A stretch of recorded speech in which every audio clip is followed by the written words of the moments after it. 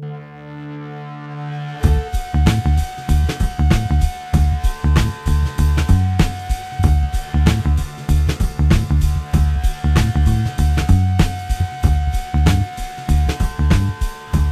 everybody to the Nightly News Podcast. This is our 10th episode, and who better to spend that with than Adrienne Thoman, Student Activities Director here at Central Penn College. Hello everyone. We're actually very happy to be joined by one of our newest Media Club members, Sherri Long. Hello everyone. Sherri is one of our corporate communication students here at Central Penn, and she also has a very interesting perspective as an online student that's involved with the Media Club as we strive to include the evening and online students in what we are doing. So all kinds of big things coming up, Adrienne, this August. And I want to start off with something that's very important to our students, and it's course registration. You know, every term in my either college success or freshman seminar classes, we devote an entire week to the registration process. Can you just talk to me and maybe explain a little bit more about some just of the most common questions that you receive, and maybe we can try to answer some of those? I assume people come to you and ask you questions just in general, even when you were in admissions, people asking you questions? Well, believe it or not, first of all, it seems like we just got started with this term, and we are already talking about what we should be taking next term. And students typically have questions about, should I be taking this class? Is this what I need for my program? So the course registration workshops that they're going to have all throughout the month of August are really a great place to check in, make sure you're reading your matrix correctly, make sure you're understanding, because you want to make sure you're taking the right classes so that they count toward your graduation requirements. So that's definitely common, something that students will ask. Also, the online process. If you're new to it, if you're a new student going through it for the first time, sometimes it's helpful just to have someone there to walk you through it, and they're able to do that there. Not even so much that, is just this shift in our software over the last term. I mean, you know, beginning of last term, it was week 2 and we were already in registration. And I think this term, there could be some questions because of this shift. You know, you brought up an interesting point, and that's something about the degree matrix. This is probably the most common question that I get. What is it? Well, something that's very important, probably the top 3 most important document that you have here is either your degree matrix or your transfer evaluation worksheet. If you transferred credits in, the records department is going to put together a worksheet for you to outline what courses you need to complete to graduate here with your degree. If you're taking all of your classes here, you're going to have a degree matrix. They're all located on Blackboard. Beyond that, I don't know that we're going to have a chance to go into too much more detail about the specific course registration process, only to note that the online registration does end on August 14th. So you have basically weeks 4, 5, and 6 to do your online registration. And Adrienne, I'm not sure about you or maybe what questions some of your students are having, but the best advice I could give students is contact your advisor. Or, if nothing else, attend one of these course registration workshops. Absolutely. Many of them are walk-in, and I'm just going to very quickly read a list of the times. We're going to start here Tuesday the 2nd. You've got a course registration workshop. Now, all these are in room 310 from noon to 2 on the 2nd, from 4 to 6 on the 3rd, from 2 to 4 on the 4th. Friday the 5th, there'll be one online. Going into week 6, the 9th, you have 12 to 2. The 10th, you have 10 to 12. The 11th, you have 4 to 6. And the 12th, you have online. So these are walk-in if you maybe haven't quite met your advisor yet, if you are not sure about what classes you need, what classes you should take, what your degree matrix is. I would highly suggest checking out these course registration workshops in ATEC 310. You can also check out Student Central for more information about these course registration workshops. Let me ask you, Sherri, as an online student who has never maybe had the opportunity to go through this whole process in the traditional standpoint, what were some of your hardships in your first few times scheduling classes? Scheduling the classes, it was just, we actually did it through the College Success Seminar. And that was helpful, just knowing where things were located online. If I had a question, what courses do I need? What kind of course is it? What does it involve? Can I take it online? Can I take it in the evening? And just being able to filter out the ones that I didn't need to worry about. The one thing that you recommended was, if you see a core course offered in that term, take it, rather than, and then save your electives and stuff towards the end, because if you're waiting to take your core course and it's your last term and they don't offer it, now what do you do? I am so glad that you brought that point up. This is actually something that I just talked to one of my advisees about yesterday. They had 4 classes remaining, and even though they were a senior about to graduate, they didn't understand that just because you have 4 classes that you need to take doesn't necessarily mean they're going to run. And so unfortunately, it's still going to take her an extra term, more than likely, to finish up, because I think she passed on some of the classes. So you make a good point. If you see some of your core classes running, you do want to obviously check with your advisor first, but consider those to be the first classes that you take. Because with some of your electives and maybe some of your, social and behavioral sciences, etc., you can sort of have some options. With your core classes, you have to take those core classes. So, well, thank you both for your commentary on that. I just wanted to really take the time to discuss that today because, to be perfectly honest with you, it is one of our students' most pressing questions. Another thing, Adrienne, I was wondering if you could talk to us a little bit more about. I noticed on the calendar that Friday, August 12th is our fall campus preview. I was wondering if you could just tell us a little bit more about not only what the event is, but what can we do as a campus to help ensure a great event? So many of our students, our traditional students, when they come in, they have the opportunity to experience Closer Look Weekend, which is an overnight event. They stay here on campus, they get buddied with a current student to really get that Central Penn experience. We do have students that's in the spring, but there are some students that haven't gone through the application process yet and still want to have that experience. So Fall Campus Preview is another opportunity to do that. It's not overnight, it's kind of a condensed version of Closer Look Weekend, but it still gives them a Central Penn student that's going to be their buddy, the opportunity to really feel what it's going to be like here as a night, and get to know some others here on campus. And what can we do as faculty and staff or students to make the visitors to campus welcome and hopefully, entice them to join us? I would say be nice, smile at them, talk to them, say hello, let them know the positive things that you've gotten to experience here on campus, the fun things that you're involved in, your favorite professors. Share all of that with them, because at one point you made that very same decision where you were deciding where were you going to go, what college family did you belong, and just show them why our Central Penn family is so great.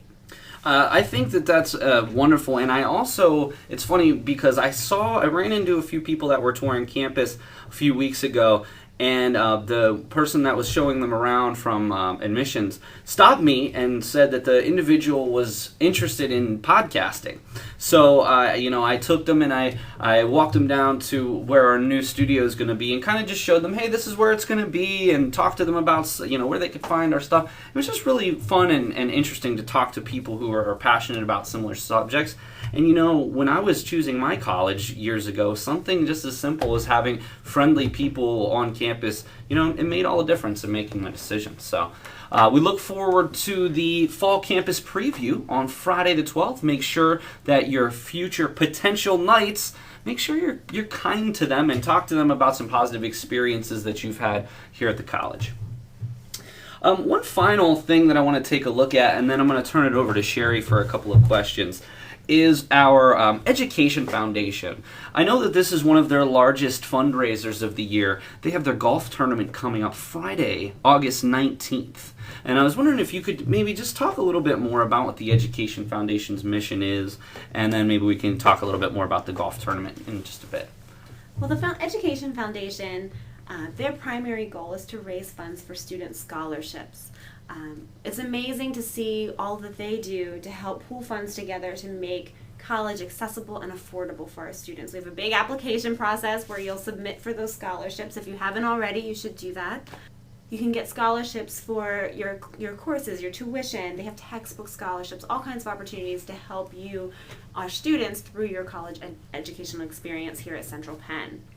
This event is a great fundraiser for them. It's a golf tournament. Students are welcome to participate. You can purchase foursomes in the outing. So if you have a couple of friends that are golfers and you want to join us, come golf. You're going to see me there driving around the golf cart. I will be soliciting tips from the other members. I'll be competing against some other members maybe in the president's office. Throw out to Beth Baker. Okay. Megan Klein and I, the brunettes, are going to tackle the blondes and see if we can beat them and raise some extra money for the foundation. So remember that. And how did you get involved with this? Well, certainly the Education Foundation is something that I personally support. I believe it's worthwhile. So I certainly contribute to it as a donor. I'm also part of the Knights Fund Advisory Council that works together to help to not only raise money for student scholarships, but specifically for extracurricular opportunities. So the Knights Fund raises money for things like if the drama club would like to submit an application to possibly take their club to see a Broadway show, or maybe there's an educational trip that a student wants to go on. Some things like that are activities and athletics specific. I love the fact that we do have an education foundation here. It's something that, was the number 85+% of faculty and staff support the Education Foundation. I mean, to me, that's just very eye-opening and just shows the students here how much your faculty and staff really does support you and does want to see you to, successfully transition to that next step in life. So there's a lot more information about the Education Foundation Golf Tournament. You can find that by going to the centralpenn.edu website and searching Education Foundation. And there's going to be all the information you need. It is Friday, August 19th. At 9 a.m. So if you're interested in joining that, please contact the Education Foundation. I'm going to turn it over to Sherri here.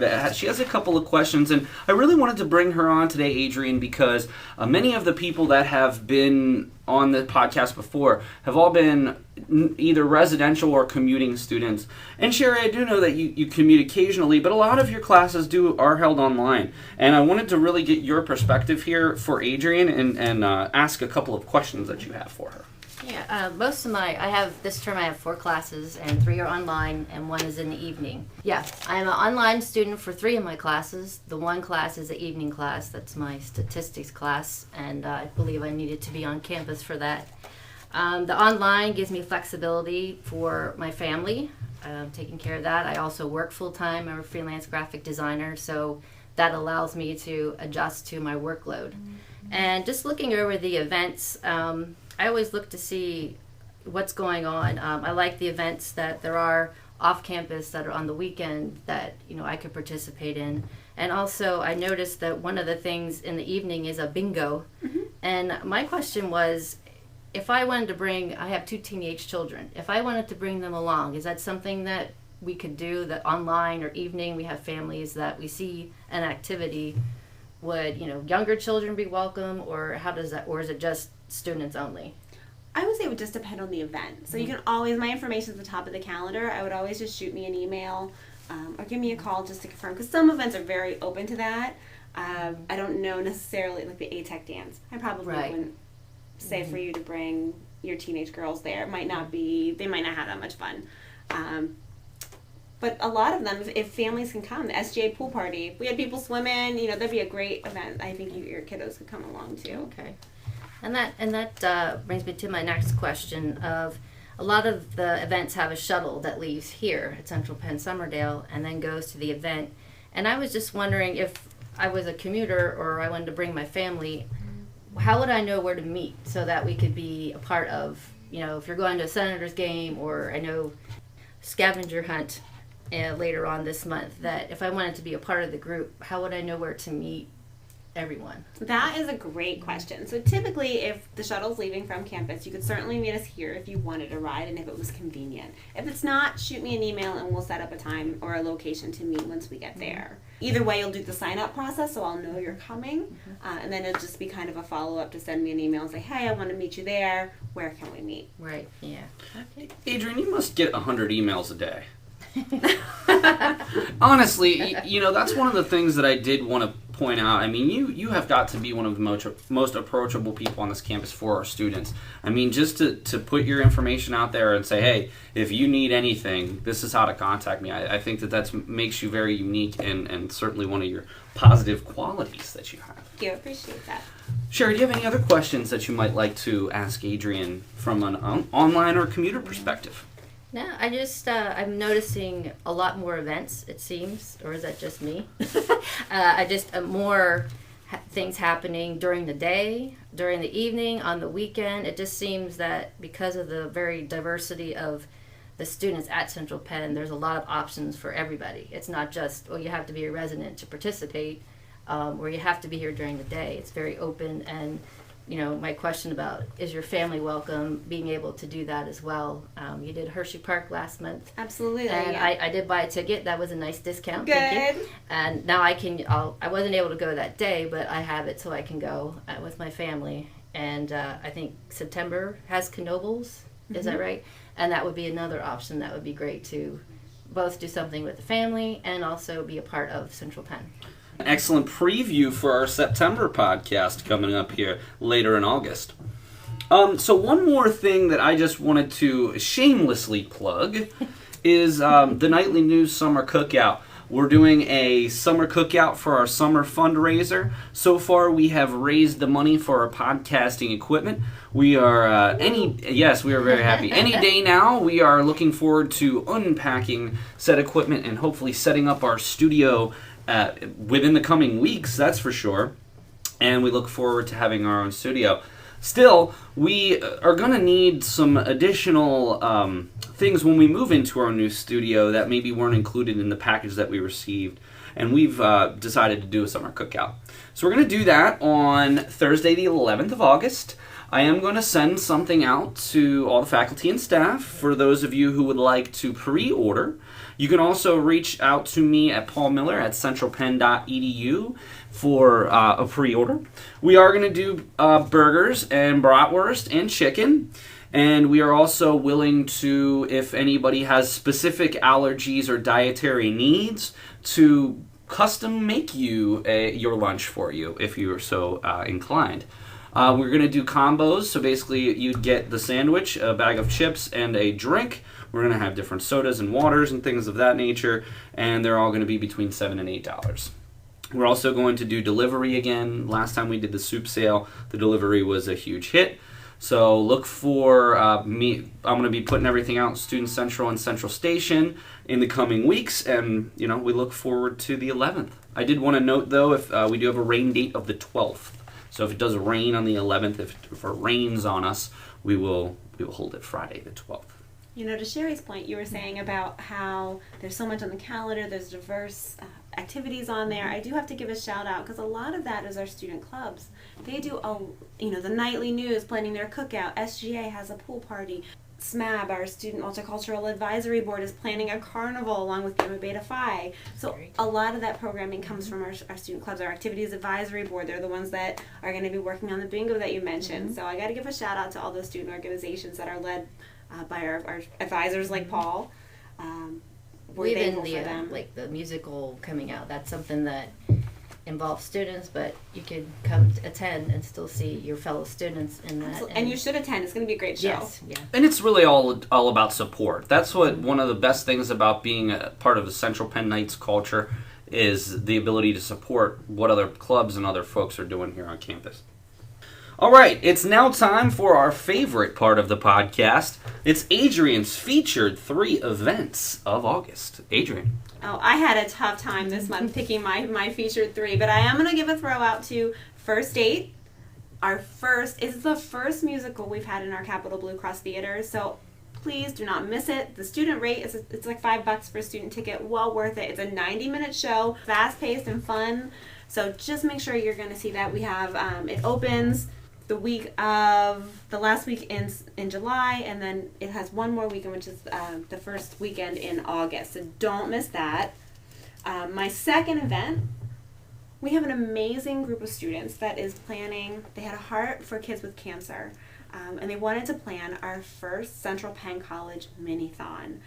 So that is in the works. It'll be the first year. They're doing all kinds of research and learning to try to put this thing together. They're planning it for Friday night, August the 12th. It starts at 6 p.m. and it will run till 6 a.m. the following day. Now, Adrienne, for somebody who has heard of Thon but maybe doesn't know a whole lot about it, can you just describe what Thon is? Sure. So you have Thon, which is the big Penn State Thon, the dance marathon that you've heard of that's huge. They've made a format of that called Mini-Thon that actually schools like ours, like Central Penn College, and they do it in high schools as well and other colleges that are able to kind of, not the exact same thing, but same kind of idea and certainly for the same cause are able to do on our campuses. So it's going to be a lot of dancing, a lot of fun activities. We are encouraging students to register in advance and do fundraising. And based on how much they fundraise, they'll get a different colored t-shirt. So if they raise $15, they get, I think, a yellow t-shirt. If they raise $30, they get the blue t-shirt. And if they raise $50, they get the big bad red t-shirt. So definitely shoot for that. And then we'll just all be there that night of Friday the 12th just to celebrate and have a good time. I hear there's going to be a ton of dancing and Zumba instructors and music and all kinds of fun throughout the night. And number 3. Number 3, I am going to give a shout out to the Dynamite Scavenger Hunt just because I am super excited to do it. Right now, for those of you from my generation, we remember Cow Parade, right? Remember when all the artists were commissioned to make these amazing cow sculptures that were doing all these unique things? So they have kind of a new version of that, which is they're dinosaurs. And they're all over downtown Harrisburg. So we're going to do a scavenger hunt, send our students out to not only get to know that downtown Harrisburg area, but find these amazing works of art. So they're going to have a scavenger hunt where they're going to have to take selfies with these dinosaurs. And the first team that gets done will have a special prize for them, and then we're going to take everybody out for ice cream. So it should be silly and fun, and we'll have a blast. So, to recap, event number 1 is the second week of our musical at the Capitol Blue Cross Theater First Date. Friday the 5th and Saturday the 6th at 7:30, and all capped off with the final show on Sunday, August 7th at 2:30. Event number 2 is our Central Penn Mini-Thon. It's going to take place Friday, August 12th from 6 p.m. until Saturday the 13th at 6 a.m. And it is a wonderful cause supporting childhood cancer. And number 3, the Dynamite Scavenger Hunt and Ice Cream. Downtown Harrisburg. It's going to be, you can register online or by contacting Adrienne. Adrienne, again, thank you so very much for taking the time out for our monthly look at what we have coming up on the activities calendar. Thanks for having me here. And Sherri, without a doubt, I really appreciate your perspective and the thoughts that you had, because while some of the other students that we have are more traditional students, you're actually doing an article right now that talks a little bit about the commuter population and the non-traditional population. Could you just give a little preview to that article that you have coming out? The article is about campus culture here at Central Penn, and one of the things that I did was get statistics from marketing. And one thing I was kind of surprised by is 14% of the students here at Central Penn are residents. The rest are commuters, online students, and that's just a huge amount of population. And just seeing how that affects the classes, the community culture, I think it's a very diverse, not only in ethnicity but also backgrounds of life experience, age. There's people online that are also high school students, but maybe they have a child and they can't go to school at the same time. So even in the online classes, there's a community developing there. And if you have an online class with someone, more than 2 times, you get to know them as well. So it's been very interesting to see about how Central Penn, the culture is, it's very welcoming, it seems to me. Also, this class size is another big thing, that you actually get to know your professors and you get to know your fellow students because you can interact with them more often. Keep an eye out for that story coming up on the nightly news in the coming weeks. So, for Adrienne Thoman, Activities Director here at Central Penn College, for Sherri Long, one of our student reporters here, I am Professor Paul Miller, the co-advisor to the Nightly News, and we'll catch you again next time on the Nightly News.